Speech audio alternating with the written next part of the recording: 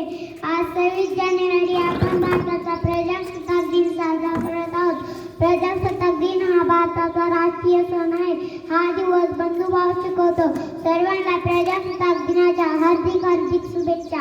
जय हिंद, जय भारत. आंबेडकर हे संविधानाचे शिकवणारे. त्यांचा जन्म 14 एप्रिल 1891 रोजी मध्य प्रदेश येथे महू येथे झाला.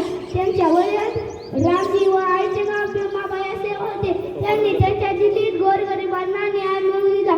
जय हिंद, जय भारत. नमस्कार, माझे नाव राजश्री बेलावंते. मी इयत्ता पहिलीत धन्यवाद श्री दुर्जन्मगत आणि माझ्या बालपणाला सराव या शाळेसाठी जाने दिया शिकण्याचा अनुभवण्याचा अधिकार. जय हिंद, जय भारत. सबको मेरा प्रणाम. मेरा नाम मनोज सिंह है. आज मैं तुमको भगत सिंह के विषय में 2 शब्द बताने वाला हूँ. भगत सिंह को भारत के सबसे महान सपूतों में से एक माना जाता है.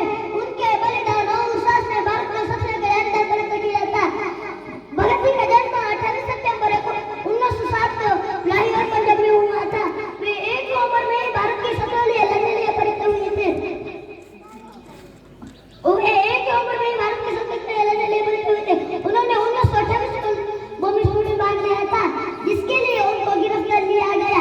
भगत सिंह को अक्सर शहीद भगत सिंह कहा जाता है. शहीद शब्द का अर्थ शहीद होता है. अगर वो सुता है तो हमारे मुंह तेज होते हैं. जब हमने बम गिराया तब हमारे को मारने का नहीं था. हमने ब्रिटिश सरकार पे बम गिराया.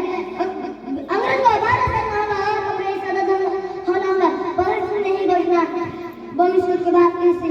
ऐसे महान सेनापति को 23 मार्च 1931 को लाहौर सेंटर में फांसी देने की थी. ऐसे महान सेनापति को फिर से मैं अभिवादन करता हूँ. मेरे 2 शब्द समाप्त